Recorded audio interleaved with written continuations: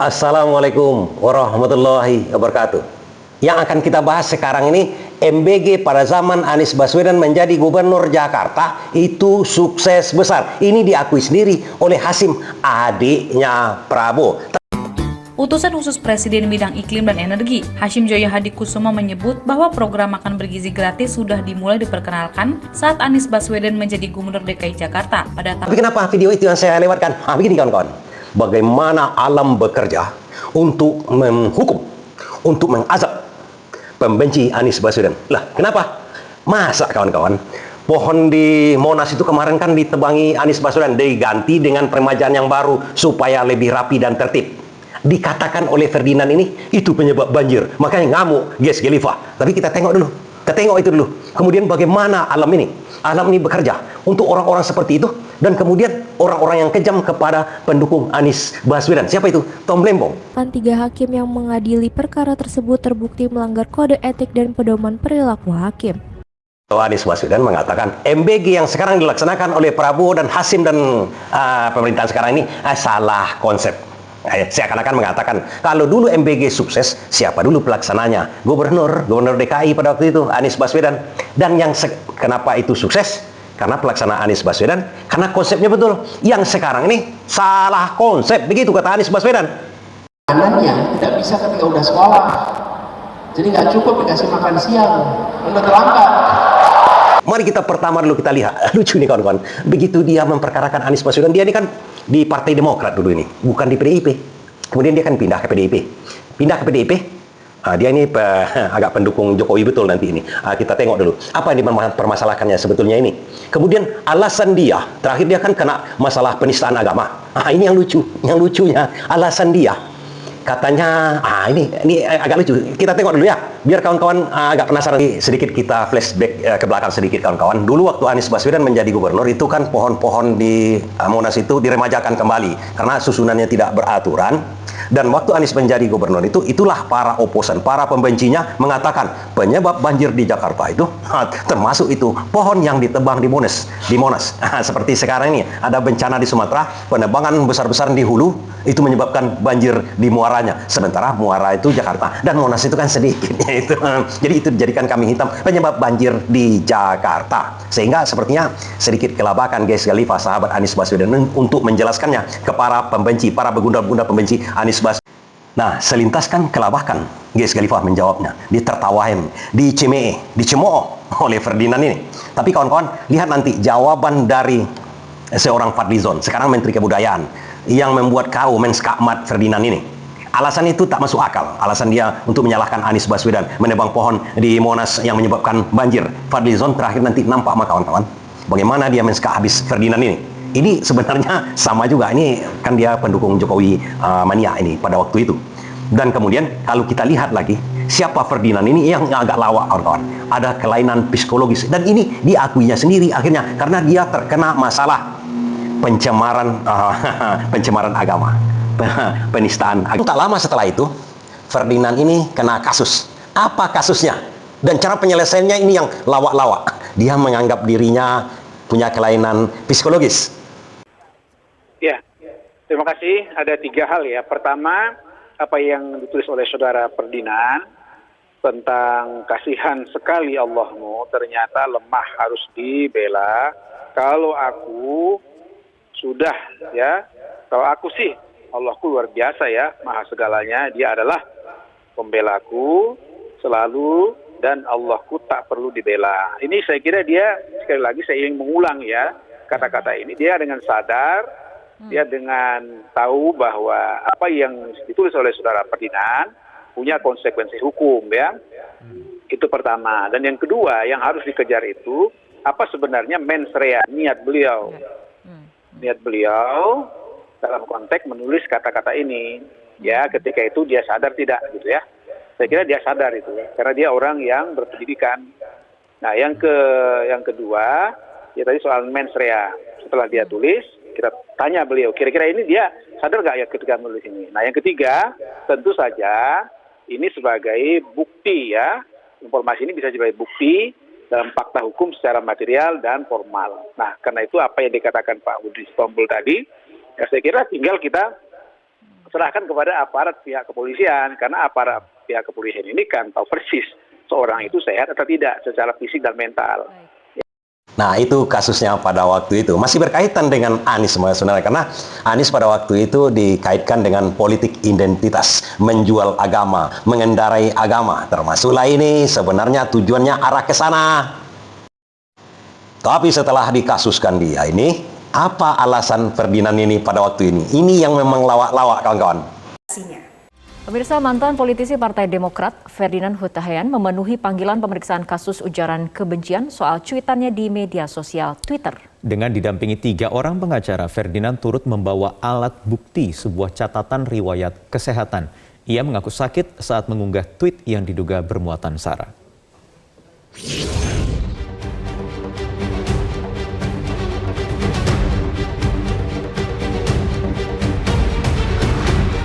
Mantan politisi Partai Demokrat, Ferdinand Huta Heian memenuhi panggilan penyidik Bareskrim terkait cuitannya di Twitter yang diduga bermuatan sara.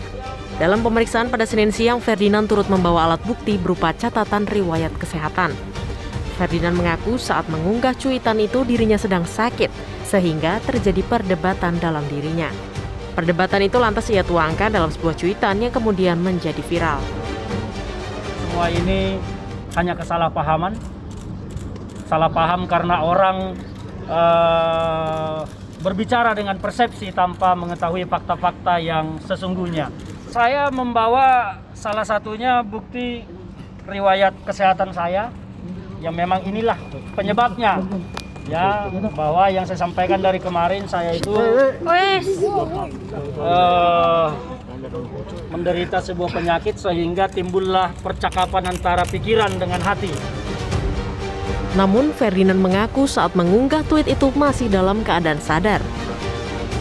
Kalau dibilang tidak dalam keadaan sadar, tidak juga. Tetapi permasalahan pribadi saya membuat pikiran saya dengan hati saya itu terjadi perdebatan lah. Pikiran saya menyatakan, sudahlah saya itu akan mati. Kira-kira begitu. Panjang sebetulnya percakapannya, tetapi kan saya hanya mencuit singkat karena saya juga tidak ingin orang tahu tentang saya. Kalau saya susah mendalami cara berpikirnya Ferdinand ini. Masa bercakap-cakap antara pikiran dengan hati. Begitu juga tak rasionalnya sehingga bingung kita ini. Dia diakui sendiri ada surat dokter. Surat dokter sakitnya apa? Ada 2 penyakit sebenarnya yang kalau kita garis bawahi secara kita klasifikasikan secara garis besarnya, kawan-kawan. Apa itu? Sakit yang fisik dan sakit non fisik. Kalau yang di jalan-jalan itu sakit yang non fisik, yang makan sampah, yang bicara sendiri, itu sakit non fisik namanya. Kalau fisik ya demam, sakit kepala. Kalau ini kategorinya yang mana? Kawan-kawan bisa terjemahkan sendiri. Dia mengakui sendiri. Pantas dia pada waktu mengatakan penyebab banjir di Jakarta pada waktu Anies Baswedan itu adalah penebangan pohon di Monas. Padahal Jokowi setelah menjadi presiden waktu itu menjamin kalau Jokowi menjadi presiden dari gubernur, dia akan jamin tuntas masalah banjir. Ini kan tidak logis cara berpikirnya. Asal serang begitu saja. Itu apakah sakit medis ataukah sakit psikis, ya kan? Jadi kalau misalnya orang tidak bisa dipertanggungjawabkan untuk dipidana, kalau keadaan kejiwaannya dia tidak normal. Nah, jadi saya nggak tahu kalau mendengar keterangannya saudara Ferdinand tadi, dia adalah sakit fisik ya, bukan sakit kejiwaan. Jadi menurut saya itu bukan hal yang hal yang menghapuskan pidana ya. Iya, bukan yang menghapuskan pidana, tapi setelah itu dia pindah ke mendukung Jokowi. Kemudian perkara itu hilang begitu saja. Tapi yang jelas dia sudah mendapatkan karmanya. Itu poin kita tadi. Dan kawan-kawan ingat kasus Tom Lembong. Rupanya kawan-kawan, Tom Lembong ini setelah diberikan abolisi oleh Prabowo, dia tidak berhenti di situ. Dia tuntut lagi. Dia kadukan hakim yang mengadukan perkaranya itu. Perjalanan hukum mantan Menteri Perdagangan Thomas Trikasi Lembong atau Tom Lembong dalam perkara korupsi penyelewengan izin impor gula akhirnya menemui titik terang. Setelah melalui proses hukum panjang, Komisi Yudisial atau KY menyatakan 3 hakim yang mengadili perkara tersebut terbukti melanggar kode etik dan pedoman perilaku hakim. Itu yang saya maksudkan alam bekerja. Walaupun Tom Lembong terus menuntut, mengadukan macam-macam, itu alam, proses alam. Kalau Tom Lembong ini kan orangnya letterlek. Siapa yang bersalah ya harus mendapatkan hukuman. 3 hakim sudah mendapatkan saksi. Dan juga kemarin itu sebenarnya Tom Lembong mengadukan juga auditor BPKP yang menyatakan kerugian negara bla bla bla bla bla itu. Karena kerugian negara itulah Tom Lembong diperkarakan. Padahal tak ada kerugian negara. Tapi yang kasihannya ini auditor BPK ini adalah karyawan baru di BPKP. Jadi sebenarnya dia ini sebagai pion saja sebenarnya. Akhirnya itu dihentikan oleh Tom Lembong. Karena ya kasihan aja. Karena dia suruh-suruh. Karena baru selesai menjalani pendidikan di di sekolah pajak kan. Ya kasihan Tom Lembong. Ini pion saja. Dia yang ditembak oleh Tom Lembong sebetulnya adalah yang lebih tinggi lagi. BPKP. Ombudsman RI akan melakukan proses verifikasi atas laporan Tom Lembong terkait auditor BPKP.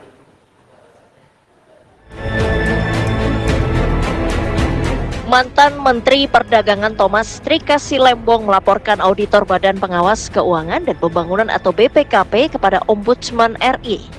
Laporan tersebut berkaitan dengan hasil audit BPK terhadap Kementerian Perdagangan saat Tom Lembong menjabat. Ketua Ombudsman RI Muhammad Najih berjanji akan memproses atas laporan mantan Menteri Perdagangan tersebut. Ia menjelaskan pihaknya akan melakukan proses verifikasi terlebih dahulu guna melihat laporan tim penasihat hukum dan Thomas Trikasi Lembong memenuhi syarat formal dan materialnya. Kabar terakhir, Tom Lembong tidak meneruskan laporannya ini, menarik laporannya tentang orang atau personil BPKP yang menyatakan kerugian negara tersebut. Karena di BPKP itu siapa yang menandatangani, walaupun disuruh bosnya dari atas, sama di kepolisian yang bertanggung jawab itu misalnya penyidik. Nggak ada komandannya yang terlibat nanti. Di BPKP begitu juga kawan-kawan. Auditor yang menyatakan bahwa Tom Lembong ini merugikan negara sekian-sekian itu, itulah yang bertanggung jawab. Kalau dia merekayasa dan macam-macam. Dan kalau ada terjadi apa-apa dituntut, dia pribadi yang dituntut. Sementara ini adalah karyawan baru di BPKP. Hampir dikatakan belum tahu apa-apa. Tom Lembong menyadari hal itu. Dia tidak meneruskan. Yang dituntut oleh Tom Lembong sebenarnya ketua BPKP tersebut. Dia sebenarnya yang merekayasa hal ini. Atas suruhan siapa? Kita tidak tahu. Karena kasus ini menurut Prabowo diberikan abolisi kepada Tom Lembong. Artinya Prabowo mengatakan Tom Lembong ini dikriminalisasi. Termasuklah auditor BPKP ini terlibat di situ. Itu sesederhana, tapi Tom Lembong tak sampai hati karena diketahuinya terakhir ini orang baru, kasihan saja, bukan salah dia hanya disuruh saja. Itu menurut terakhirnya. Masuk kita ke bagian yang terakhir. Bagian terakhirnya, kapan itu si Hasim mengatakan sukses program MBG waktu bersama Anies Baswedan? Ini ceritanya dulu kawan-kawan. Utusan khusus Presiden bidang iklim dan energi, Hashim Joyo Hadikusuma menyebut bahwa program makan bergizi gratis sudah dimulai diperkenalkan saat Anies Baswedan menjadi Gubernur DKI Jakarta pada tahun 2017. Saat itu, kata Hashim, Anies menang pilkada dengan modal dukungan dari Gerindra. Setelah menang, Hashim meminta kepada Anies untuk menjalankan program partai tersebut di Jakarta. Ia mengatakan sebanyak 800.000 anak sekolah di Jakarta dengan anggaran 80 triliun rupiah. APBD itu sebagian untuk makanan bergizi gratis. Pada waktu itu, kata Hashim, program tersebut bernama Revolusi Putih.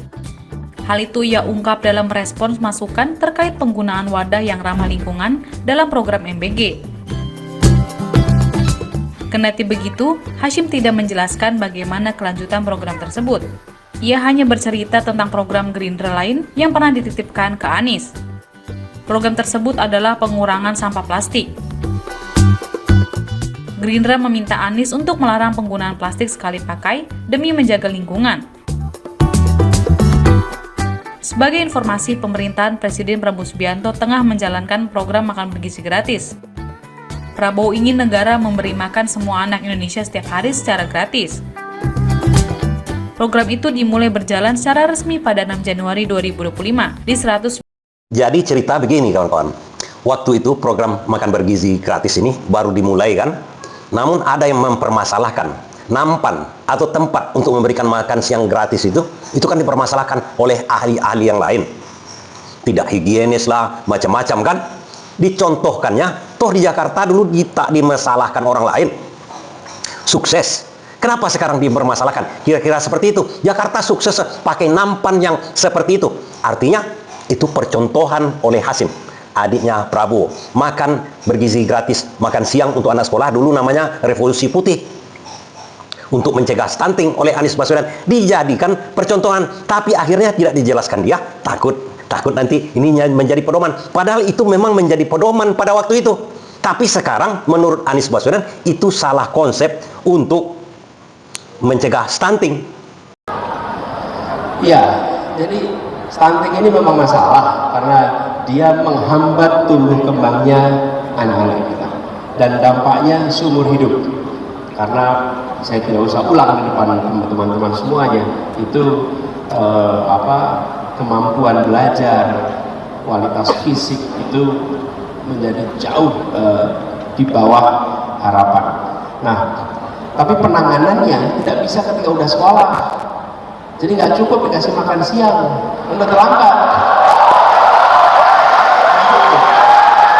Jadi, yang dikasih makan siang ibu hamil, bukan yang sudah. Ibu-ibu hamil itulah yang harus dipastikan nutrisinya cukup, karena di situ yang kita butuhkan. Jadi intervensinya satu nih, intervensinya di usia. Jadi sangat sederhana, sebenarnya tujuan dari makan bergizi gratis ini tujuannya adalah untuk mencegah stunting. Kalau stunting itu dicegahnya mulai dari masa kehamilan.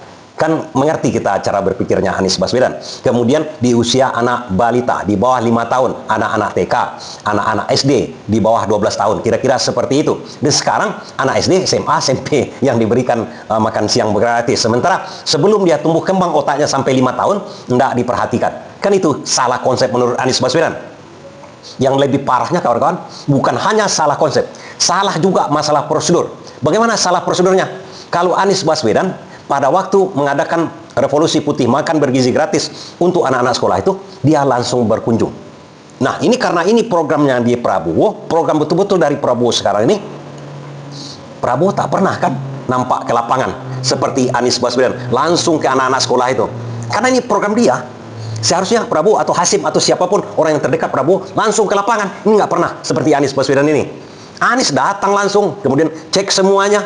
Karena ini program dia sebagai gubernur.